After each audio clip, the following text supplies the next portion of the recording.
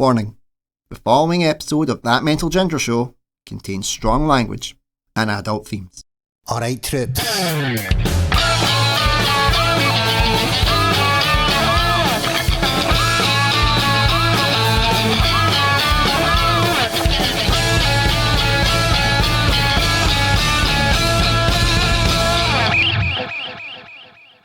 This episode of That Mental Ginger Show is recorded at Scuff Studios.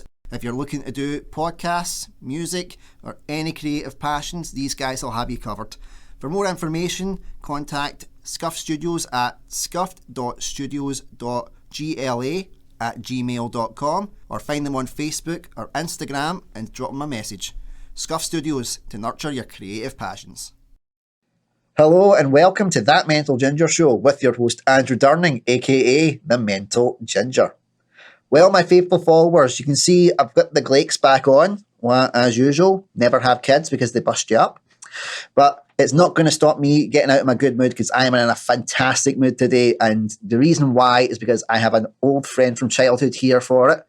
And he's went on, since leaving me from his humble beginnings, he's went on and become a comedian, an actor, a writer, producer, very high up in BBC The Social. It is Chris Thorburn. Chris, man, I'm just so glad to see you, mate. Good to see you, man. Because we were trying to talk before we went on air when the last time we saw each other, and it's got to be upwards of at least 8 years ago. Aye, and you've been busy, man. A lot's gone on. Yeah, well, that's kind of what happens when you get married and have kids. But but you've been mega busy since then. I still remember the days when I went up and visited you in your flat up in Ayr, when you were still studying at the UWS. Aye. And since then, you've grown, and you've also grown facial hair.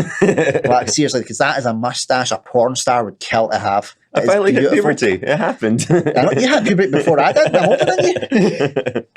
I mean, we already know all the stuff about the origins, but what I like to do is to get the guests to tell my audience about their origin story, because that's the one thing we all have in common. We all have an origins. So, Chris, in your own time, please tell my faithful followers your origin story. Well, it all started when Harry and Jean Thorburn fell in love, and then skipping ahead a few decades. Don't worry. Normally, I ask what position it was if you know how that happened. Most of them is missionary. I'll ask them. I'll get back to you. We can tag on at the end. Harry, Jean, I'm so sorry because you know how much respect I have for both of you. How are your parents anyway? Because it's been so long since I've seen them as well. They're such lovely people. No, they're good. They're good. Yeah, I saw them on Friday there. We had burgers. How's your sister? How's Danielle? She's good. She is a parent now as well. Yeah, I've seen that. Wee boy, Eli, and thrilled for her. But yeah. Oh, fantastic. So, let's just caught up in the basic the family's affairs. Let's hear about the rest of the Thorburn saga. As you say, we met up when I was still at uni, and while I was at uni, a few friends of ours, we started sort of doing live shows, some sort of plays, theater shows and that, and we would also do host these sort of scratch nights where we would get artists, performers to come try out stuff, and read about all that kind of period, so it was still sort of performing, because we met starting drama classes. And we did. We are the Collins School alums, from such famous ones as Jamie Quinn and Jamie Quinn. Oh my God. We got, obviously, when we met, I felt bad because Colin had basically stuck me next to you because he was this wee fat ginger is lonely and needs friends. Sorry, Chris, you're hit. Because it was you and your pal Alistair at the time. Oh yeah. And we all kind of got on, and he liked it.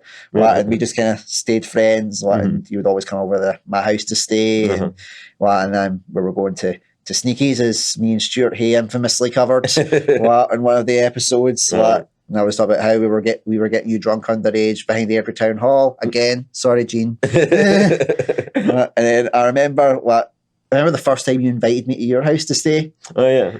And we were trying to find it. And this is before proper phones with our sat nav or anything. We're just out for phone going, where is this place? And you're like, oh, if you go around here and take this left here around the trees, I'm like, all we can see is these really, really big fancy houses. Like, oh no, you're in the right place. I'm like, what? What came in? What? Okay, well, so this is the first living room. I'm like, you've got 2 living rooms? Well, we had one living room. Because you had like a kind of, you had a living room bit, right. And then you had a bit where we would go in and you'd watch like TV and movies and stuff like that. Sure. Well, and then you're like, oh, and there's a downstairs bathroom. I'm like, wait, what's a downstairs bathroom? Well, it was like Rich House Poor House for Scotland. It was crazy. But I loved it though, man. I loved staying at yours, and I loved having you over at mine. Yeah, and yeah, there was always good laughs held there. Right. So when we were doing acting and stuff together, and that's what you kind of went on to perform. But what drove you towards the comedy side, like the stand up?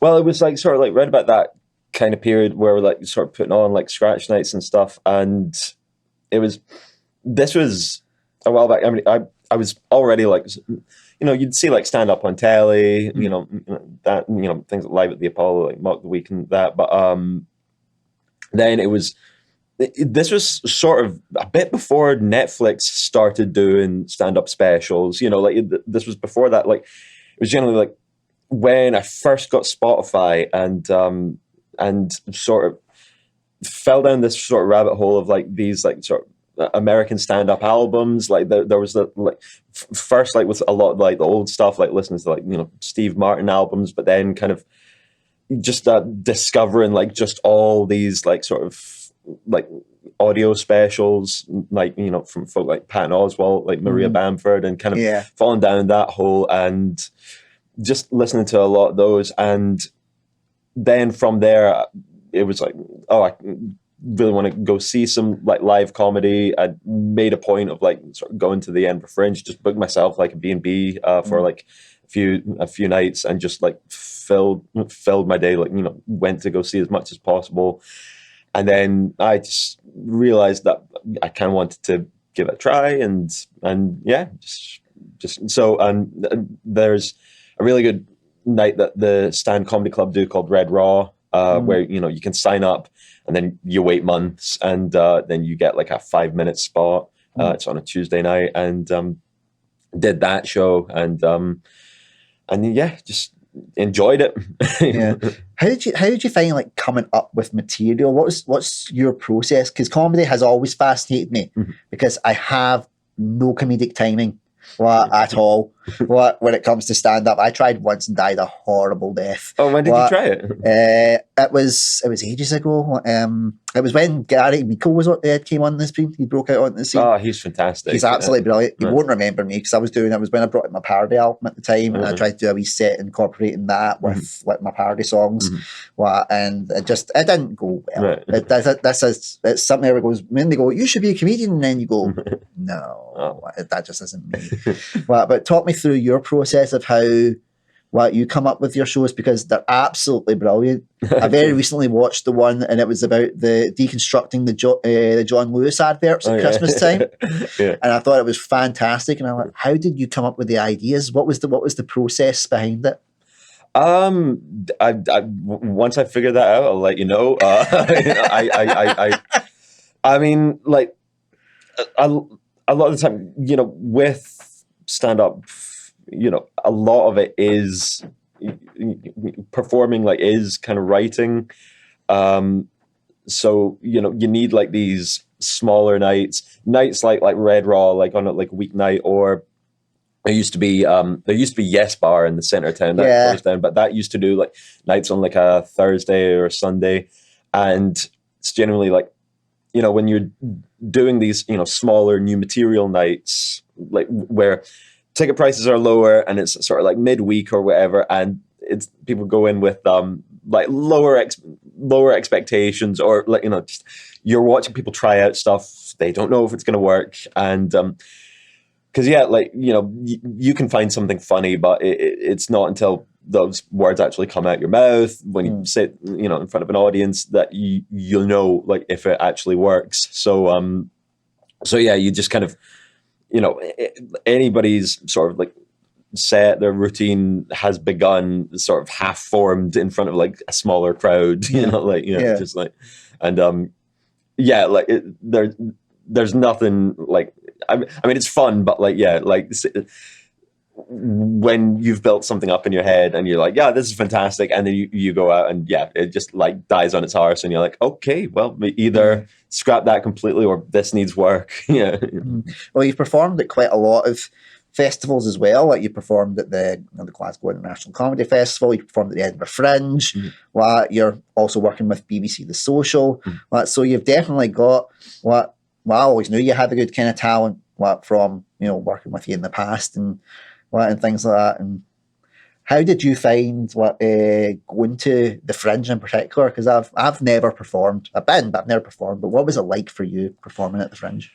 So the first time I performed at the Fringe, I'd done spots at the Fringe where, like days where I'd gone through mostly to see stuff, but you can pick up like 10 minutes on the bill somewhere. And, but first time doing like a full run, it was a lot of fun, but it was also, it's a marathon because I also made the mistake of, I was still working at the time. So I was doing a show. It was on at 12 noon every day, and so my day went. I would wake up. I would wake up early, head through to Edinburgh for 10 o'clock. Flyer for about an hour and a half.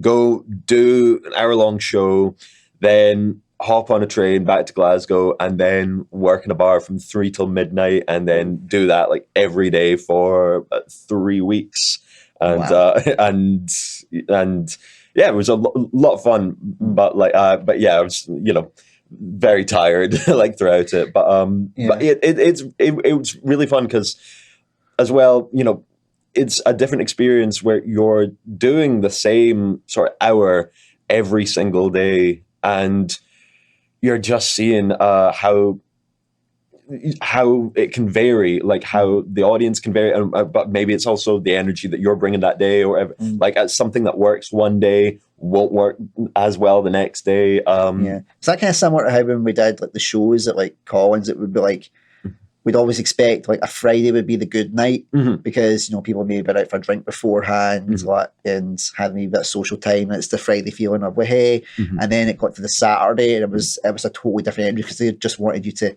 entertain them for the night. They're like, right, you just entertain us. We may not laugh, but we are being entertained by you a lot. But then when they're not laughing, having the same reactions the Friday, we're thinking, oh God, we are dying of death here. Yeah. So, and you would have that for about 3 weeks. Like mentally, you are stronger as a fucking ox, my friend, if you can do that. How do you keep yourself in that kind of positive mental shape? I mean, during the Fringe like that, that was, that just constantly like gigging and then working.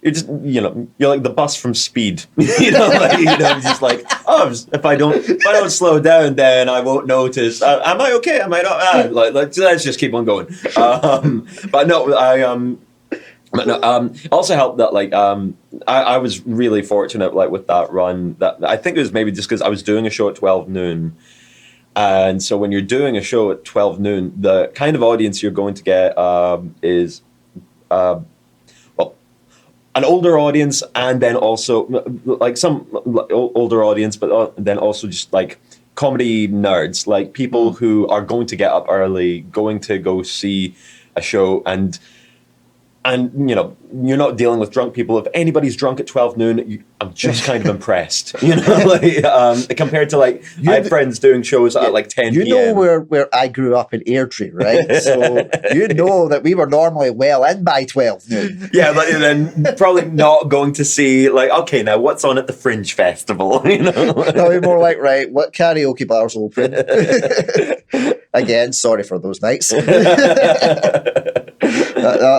Just seeing the way that you've grown and into your own kind of performance persona over the course of the years, since I was basically clung to your legs saying, don't leave me to go to air. But yeah, that actually legitimately did happen. I was drunk. And I was crying on his shoulder saying, please don't leave me, you're all I have. And just watched how you've grown and became such a well-respected person in the industry. It really warms my heart to see it. Because I always used to say, oh, he's like my wee brother. And now I'm like, wait, I'm gonna have to call him Sir, because he's like major in the BBC The Social. How did that come about anyway? Well, with the BBC stuff, like social and like short stuff, it was. I mean, this is like sort of dating it. Do you remember Vine? Like, yes, yeah, because now everybody uses TikTok, and but Vine was like just like those 6-second videos, and it was like baby TikTok. Yeah, and but that like it was oddly like through that like because I was just like making videos with that, and then like somebody from the BBC, like they were just sort of starting up The Social, and so at the time they were sort of looking at people that were just making their own content, and stuff. But that was how Stuart Hay got found as well, right? Yeah. Like because he kind of came up like through that stuff as well, and I like it was very. I found it funny at the time because I was plugging away, like doing like small gigs, like trying to get noticed through that. Meanwhile, doing stupid vines just for fun, and then it's that wound up being like sort of getting picked up. Darren Connell was not Darren Connell. Darren. What was his name? Danny Carr, because I didn't call him Darren when I was doing it with Danny Carr. Like he got picked up through the Vines as well, right? Yeah, and he did a couple of them, through that, and it just that would seem so weird, for me if I was doing something like say on like for my generation would have been like Bebo, and the BBC contacts me like seeing something from doing that. I would be thinking, is this a wind up? Did you have that kind of in the back of your head of I've been doing these 6-second videos on Vine and now the BBC's contacting me? Yeah, like it was just kind of funny because it's not that you don't think anybody's watching them, but like you're just okay, this is just stupid stuff like that, like just like to make like sort of like me and my friends to enjoy. But so like it seemed odd that would be like the way that you get picked up and contacted. So for those, because there are some people that don't know about the BBC, like the social side of it, because some of them still don't use the internet, which is not a judgment in the slightest. Because if you found my stuff, then you must have figured out something. So, and for my own ignorance as well, I know a bit about it, but explain in more detail what the premise of BBC The Social is about. So again, when I sort of like got picked up by them, it was them sort of just starting up, and it was kind of sort of a social media kind of. They were picking up like people who are making their own content, like sort of younger creators, like for a younger audience, and sort of providing a platform for that. So like people say who are making their own content, they can sort of have a small budget, like to then like sort of make their own, like they've mostly done videos, but they do like articles and articles and like podcasts and stuff like that, and then it was like sort of through that then moved over to the BBC like sort of short stuff section, which like through BBC Scotland, which is more sort of focused on like comedy sketches as well. And so like wound up doing a lot of that.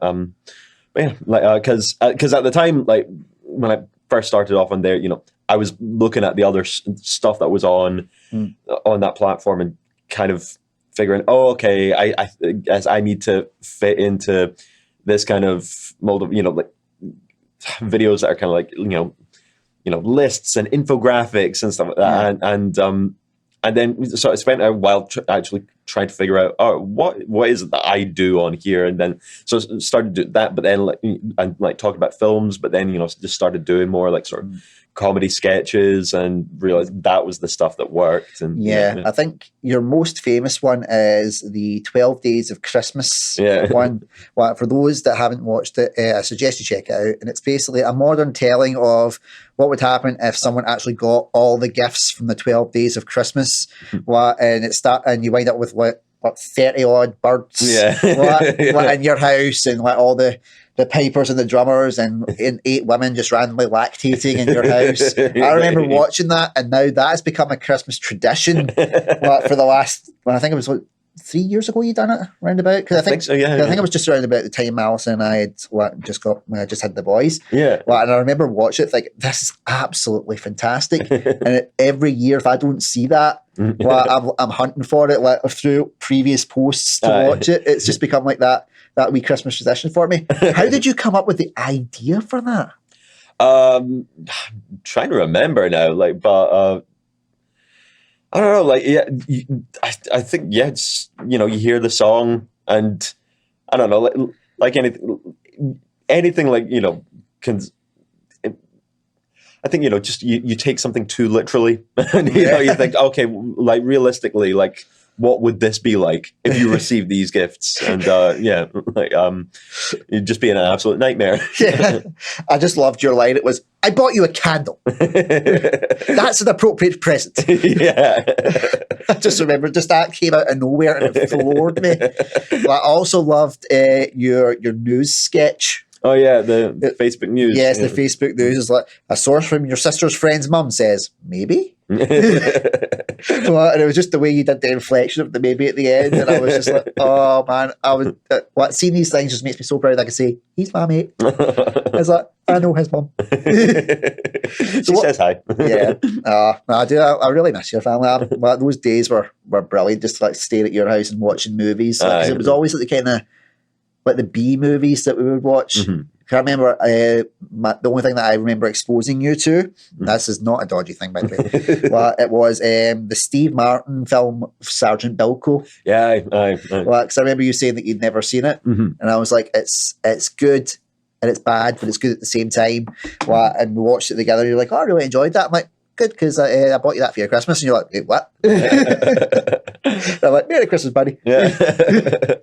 And that sort of that sort of Steve Martin stuff as well, like kind of was a lot of like sort of what got me into stand up. I don't know if you've ever read like his book Born Standing Up, but that book's fantastic. And yeah, like I think like most comedians I know have like sort of read it, and like it's maybe like the text to like sort of like read like when you're getting started. Is it kind of like when you do acting performance, you've got to read Stanislavski's An Actor Prepares? It's that thing. It's like, yeah, if you're going to do comedy, you've got to read Steve Martin Born Standing Up. Aye. Yeah, it's definitely one of those kind of texts. Aye. So what is your official title? Are you officially employed with BBC? No. Like I generally just like freelance like through their freelance through like their sort of short stuff, and then I'm part of like their writers pool for their radio show Breaking the News. So it's all just kind of like freelance through there, and like sort of some things like then get you sort of like noticed and like picked up for other things. Yeah, because you were also recently on the series 7 of Scot Squad. I'm not saying the new series mainly because like, I want people to watch this anytime. But so how did you get picked up for that? Was it just that they kind of knew you through these other things and thought you'd be suitable? Or did you hear about an audition process? Like talk me through it. Well, I actually so I shot a scene for the show way back in like series 2. With when you had the beard. Aye. Because that was something when my dad phoned me and told me that you'd been on it. He was like, the last time I saw him, he had a beard. Where did he get the mustache? And I like to sort of. I'm the one pushing the theory that they are in fact brothers, those two characters. We're gonna get like a Scot Squad like multiverse of the many hairs of Chris. Yeah. We can green screen it. We can make it work. You can use the studio here. Scuff Studios, affordable rates at very convenient prices. That's a good plug for the day. Yeah. So how did it come about? So it was after like series 1 had came out, and I knew the guy who sort of created the show and like narrated it, and does the creator narrate it as well? Yeah, like the There we go. We got some spoiler footage right there. yeah, like a very funny guy, Yeah. Joe Haley. Oh, he's brilliant. yeah. I just love some of the ways that he pronounces. It's like from Lang's End to Lockholm. Yeah, like really like labored Yeah. alliteration. Yeah, it's I love that. But I sort of just contacted him, like, because I knew him at the time, but like I just let him know when the first series ended, just let him know how much I enjoyed it, like, because it was very nice to see, like, it hadn't really felt like there had been like a good new like Scottish comedy show in a while, and this sort of like felt a piece like with like things like The Office or Parks and Recreation. It felt like we had something of our own, but like our own kind of mockumentary style. Aye, absolutely, yeah. And but then, so when series 2 came around, he sort of like just contacted us, and like, because he knew me from stand up, and so I auditioned for that and got part in that, but like the final scene didn't fully make the edit. I think I'm on screen for like 2 seconds. It's 2 seconds longer than I've been on screen. Yeah, that's the thing. Because a lot of that show is sort of improvised. And so a lot of it is just playing out on the day. And so I know a lot of people who like, they're like, oh, I've been on Scot Squad. Oh my God, what episode? And just like, oh no, I didn't make the cut. And like, so there's like, sort of 50% of that show that I think like winds up letting. Yeah, because I recently had on it who played what was it? Aye. And he was talking about the kind of style. It's very kind of what I would say Brooklyn Nine-Nine style, where they have like an ABC, they'll film that and then they'll get you to mess about with it, at least from my interpretation. Well, it could be completely wrong, but what do you think from that side? Do you think that they've got that kind of basic blueprint of, right, this is where point A is and point B is, let's just have fun in the middle? Well, like I was actually surprised just how improvised it was, because compared to like, how like when you watch like something that like contains like a bit of improv, but you're aware that there's like a screenplay, there are lines written down, but with the way that show's written, it is just a paragraph that tells you how the scene's going to play out, but does not feed you any lines of dialogue. Wow. And so you are just kind of working it out on the day. And I mean, luckily, like, the main cast, they fill it with like some really funny people, like Darren Connell, like Chris Forbes, that they can sort of guarantee that that they're, and because they've been doing it now for like 7 seasons, that they've kind of got that natural rhythm going. Yeah, no, definitely. So I've got to ask, when you were on in the series 7 of Scot Squad, and your infamous line that sticks in my head is the woke vegan agenda. Now, was that in the script, or was that improvised? I think that actual phrase was in the script, tossed in there. Wow. So, right. You stealing the Buckfast bottles, improvised or legit? Well, what was funny about that was the shop that we filmed that in and around, that stayed open the whole time. Yeah, like, so I'd be like. So I'd be like banging on the door, and then like customer like, let me in, and then a customer would come up and like, oh, sorry, and open the door for them. Or like, and then when we're filming the back half of the scene, and I'm like sort of behind the door with pants on my face, 2 bottles of wine in my hand, and then folk are still coming in, and I'm holding the door for them, like, just any come, it's fine. And it was something that had such a great mark for you, because I know you so well, and it's not just blowing smoke up your backside. I've known you since I was 16, and I'm 34 now, so you can take what you will for that one. I was watching it, and I was like, things I've never seen my friend Chris Thorburn do. 1, talk about woke vegans. 2, wear underpants on his head. 3, even look at a bottle of Buckfast. And I was like, oh, this is all part of the acting process. And I remember messaging my mum and dad and telling them, look, Chris is on Scot Squad episode tonight, you've got to watch it. And my dad just messaging me, I never thought I would see that. And then he phones me later, goes like, where did the mustache come from? And it was literally the day after I'd watched it, I went to get some shopping from Tesco, and it says, face masks must be worn. it's in my brain now. It's there. You with the underpants on your head, and I'm going, well, technically he had a face covering, so we had to let him in. Well, I didn't realize until after was that was based on, like, I think there's like a viral video of like a lady in America doing that, like, you know, like that's based on a true story. Yeah, because I was like, oh, this is funny. Oh, you couldn't make that. This is hilarious. Like, whoever came up with this, you know, I know. Like, turns out you just some real person in America just throwing a tantrum, being like, well, if I need to wear a mask, and oh my goodness. Well, so you found out afterwards, but imagine if you'd found out before and you just tried to work some of those character inflections into it. No. Well, how different do you think that performance would have been? I don't know, because this is like I think it's like an American blonde lady, so like it was very different performance. Well, I remember when we first met, you did have more of the American twang in your accent.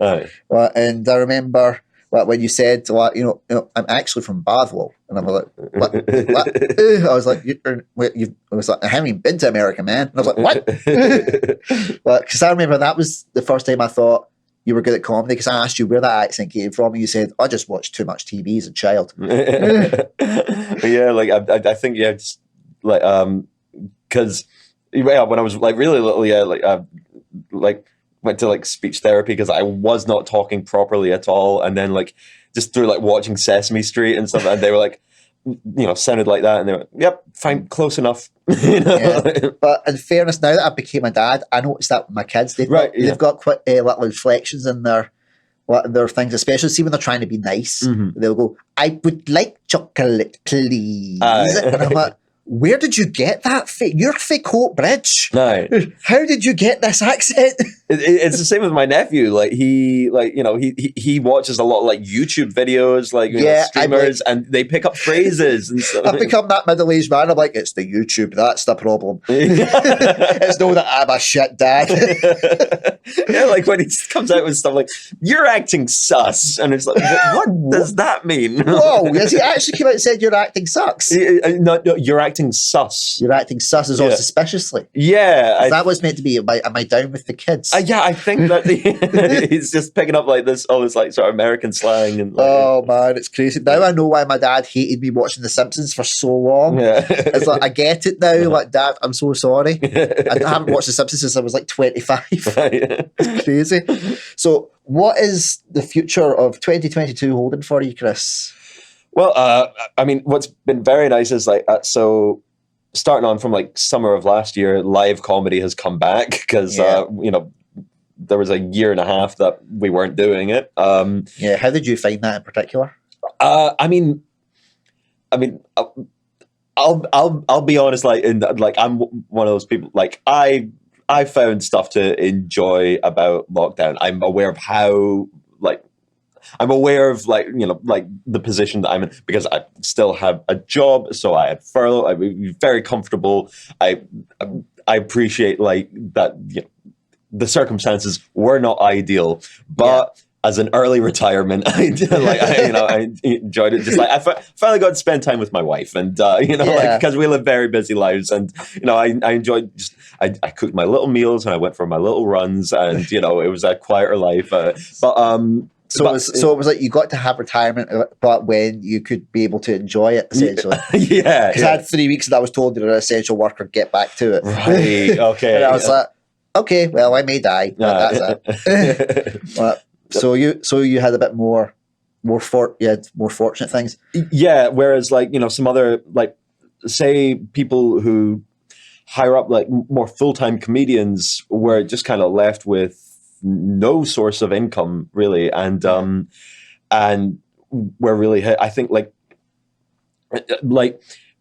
when like sort of lockdown came in and like throughout like the quarantine, like basically anybody down at the bottom was fine. Like anybody who's just sort of beginning in comedy but like still working jobs and stuff like that, fine. Anybody like way at the top, well, you can do telly, you'll get a book deal, you'll be fine. Everybody in this like middle period just found their entire industry just froze for like a year and a half, and so you were seeing like some people had to, you know, pick up new, like a lot of people went into streaming, you know, and and went into that. Like friends of mine like started doing like sort of daily shows, and that was wonderful to see. Like just because obviously like during lockdown, it's a very lonely time, and like you miss your friends, you miss the people that you're normally seeing at gigs. But say like my friend Amelia, she did this wonderful breakfast show on Twitch every day, and that would be I'd wake up in the morning, and with my cereal and watch her just making songs and stuff. And that was wonderful to see. And and then this guy like Roscoe McClelland, he was doing like a nightly show, like sort of at midnight every night. And he's kept that going and found like it's become a whole new like sort of chapter in his career. Like I think like it was a far from an ideal time, but it was nice to see like some comics finding new avenues to work with. And I think that was one of the slight advantages, what the people were able to go down different roads and find what a new skill and learn a new a new aspect for them. I mean, that was when I started it as well. I started doing the podcast. Of course, as you know, you were the very first guest on it, and I had no clue what the fuck I was doing. Well, as you could tell, I had no idea. But then that's just kind of came on, and now we're here, and you're like, oh, he does have a clue what he's doing. Yeah, look what he's become. It's fantastic. I really appreciate it, man. And I really appreciate you coming back to the madness and seeing that I can sometimes get my shit together. No, this has been incredible. Like what you've done, like, and you've built like so many like followers through it, and it's been lovely to see. I really appreciate it, man. I'm appreciative to everybody that takes time to tune into my insanity, and realise what is in Andrew's head should not be for public consummation. I think. So have you got more? Are you going to be booked for the Fringe this year, providing everything goes ahead? So I'm finally doing at the Glasgow Comedy Festival the show that I was meant to be doing in 2020. Better late than never. That's what it should be called. So got that, which will be nice, and then. Just looking into Fringe plans. I had a really nice run at the Fringe last year, where it was a smaller Fringe. You didn't have international acts coming to do shows, so there were less shows, and people had a more chilled out time, and people were doing shorter runs. It was me and another comedian, George Fox. We were just sharing an hour. Doing a Monkey Barrel comedy, like an amazing comedy club in Edinburgh, who have been really supportive for us. I've seen some of the Monkey Barrel stuff that you've done as well. That was when they were still doing kind of their online bits as well at the time. I was very much in the supporting camp for that one. Oh yeah, they were fantastic in just putting on like sort of online streaming shows like throughout lockdown, and they did this wonderful thing called Smack Talk, which is basically like a sort of roast battle show. But I remember there was one that we did, and it was a Friday night, and it was me and it was on with three other comedians, like Gus Lindburn, Ross Leslie, and Paul McDaniel, who might be the funniest guy that I know. But it was like sort of Friday night, and again, we're all just in our living rooms or our bedrooms, like on our laptop. But we did the show, we streamed it. And then when it finished and we were all still on, like the stream had ended, but we're all still on the Zoom, and it was so sad. I think just because it was the middle of lockdown, it was like that absolute peak where we had not gigged, not seen people in ages, and we were all just kind of like, this feels like a gig. Look at us, even though we weren't in the same room, but it was just like, this feels like we're in a green room. And it was very nice that Monkey Barrel kind of helped to make those things happen. That like sort of kept us going, even just like mentally, Yeah, definitely. And it was something that really did need to be out there for people. His one thing that just died in his backside was the arts when all this kicked off. And I was so glad that we were able to kind of, it was essentially adapt or die. And luckily adapted and thrived. So that way, when the next lockdown came and then the next lockdown came, it was like, oh, we're used to this by now. We're doing. So we are starting to come up in time, and since it is a mental health kind of podcast as well as an arts podcast, I'll ask you the question that I ask all my guests. So if you could give one piece of advice to anybody that's struggling with mental health issues at this moment in time, what would that piece of advice be and why? I would say, just if sometimes, certainly with, anybody who's like working creatively, or like, in the arts or whatever, there's sometimes this, romanticization of mental illness or anything like that, and people sometimes get this notion in their heads, like if they're worried, looking to seek about getting help, if I get better, will that remove the creative juice? Like it was like as a comedian, like if you're a comedian, will that make me less funny? Or if you're a songwriter, like will this take away what's bringing my creativity? And that's never the case. I've never seen anybody who has gotten help, has like sought to recover or whatever, like has never like lost the juice. It's only made them better. I think that's a sort of that whole myth of the tortured artist kind of thing is probably more detrimental than anything. And especially because no other like line of work gets that. Nobody talks about the tortured electrician. Like maybe he was doing his best work when he wasn't well. No, like just like he didn't blow up as many houses when he was mental. Yeah, I no, like absolutely prioritize your mental health first and getting better, because it will in doing so make you a better artist in like whatever like field that you're doing, or just in your life. It will not. You're not going to be sacrificing anything by like getting help and getting better. Yeah. And the prime example of that is this podcast. Well, when I started it, I was still unwell, and now that I've gotten better, the game has gone up. Exactly. Yeah. So I now actually have somewhere I can come in and go, hey guys, let's do something. Yeah. So we now come to Bothwell's favourite segment, Ask Andrew Anything. Mm-hmm. And that is where, after me grilling my guests for, how long roughly has it been, Ross? 45 minutes. Time flies when you're having fun, buddy, doesn't it? Mm. This is where I get to turn the tables round and Chris gets to ask me a question. Now, this could go very well because he knows me so well. It could also go very badly because he knows me so well. But that's what's going to make it fun. So, Chris, do you have a question for this mental ginger? All right. Well, we met in acting classes. So in the Mental Ginger movie, who's playing Andrew Durning? Oh, that's a very good question. Well, if Ryan Reynolds was willing to dye his hair ginger, well, I would be so up for that. Definitely. Well, it would have to be Ryan Reynolds. He is my favourite actor. Yeah. Well, just for his comedic timing, and his range, for going back and forth. If anybody ever suggested Ed Sheeran or that kid for Coronation Street, I would fucking shoot them. But I would maybe go with the kid for Coronation Street, actually. He's about my age, so he's got range. Nice. I think maybe he could do all right, but not Bradley for EastEnders. Yeah. I can't have him playing me. He's not. No. If you were willing to dye your hair, Chris, obviously, I would need someone that actually looks better than me, and has better facial hair.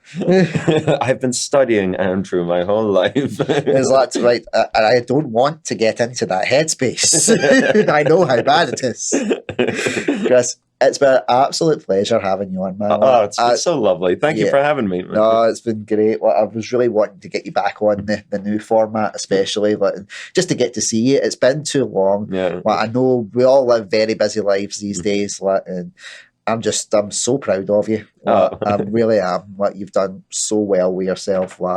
Just getting to watch you grow and mature into the man that you've become. I can't just say, "Oh, he's wee American Chris" anymore. I can say, he is Chris. He is man. He is awesome. Well, it feels mutual. It's been lovely to see this sort of take off, and you're in your element, and yeah, like you found your passion, and I'm so excited to see how this grows. And yeah, like it's I'm so happy for you, man. Yeah, thanks, man. One thing that's definitely growing is the amount of debt that I'm getting into. So please, any support would be great. Until next time, my faithful followers, I've been Andrew Durnan. This has been the amazing Chris Thorburn. So proud to call him one of my best friends. So until next time, take care, stay safe. Bye bye.